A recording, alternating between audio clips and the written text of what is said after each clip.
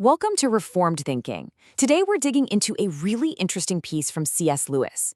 He points out that when Christians use the word faith, they're often talking about two very different things. So let's break that down. So let's start with something we've all experienced, right? That conflict between what we know in our heads and what we feel in our gut. C.S. Lewis poses a pretty straightforward question. Why don't we just believe what our reason tells us is true? Why is there always this internal tug of war? Lewis gives this brilliant analogy of going under anesthesia.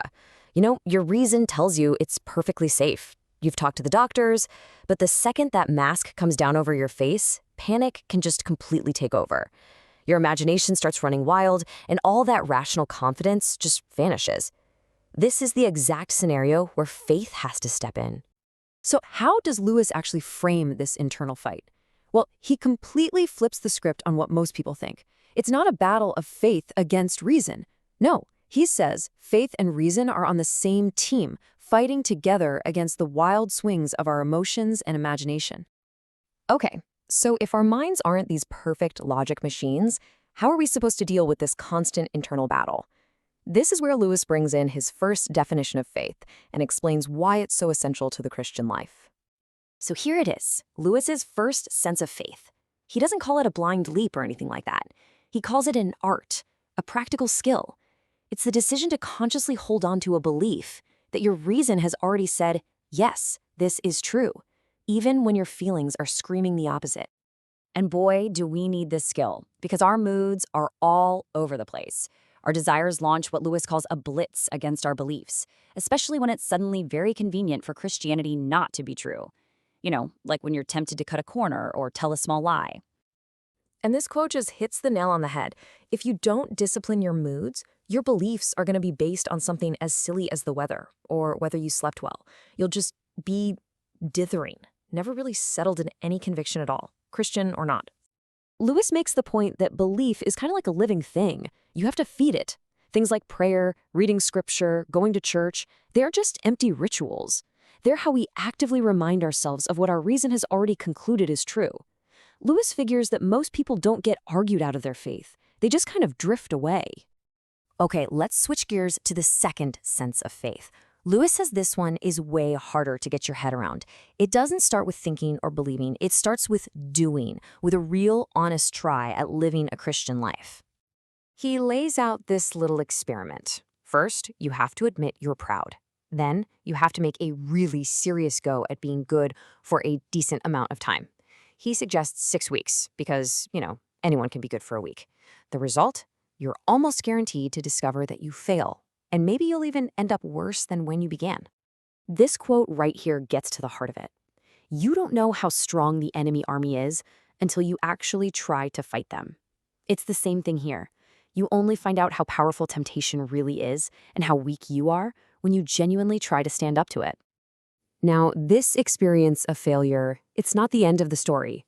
For Lewis, it's actually the whole point.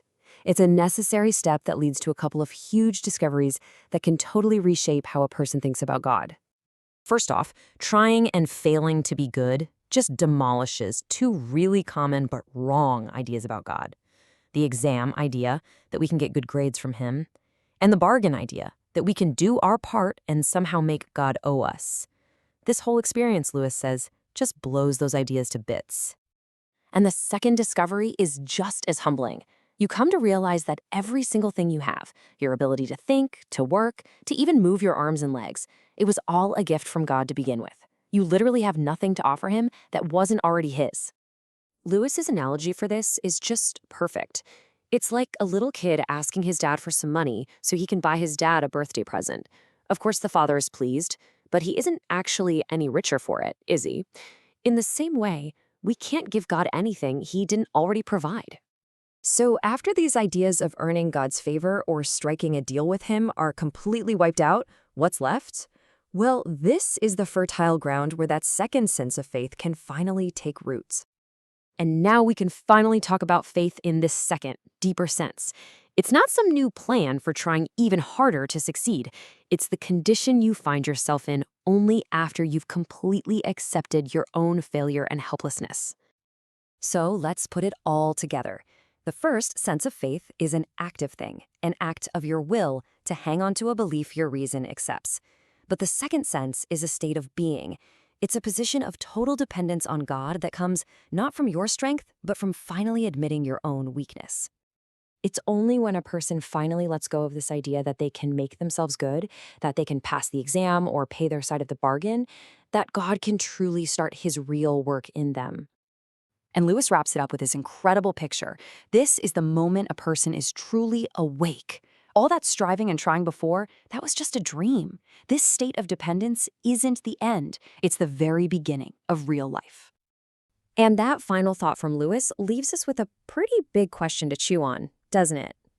Thanks for joining us on Reformed Thinking.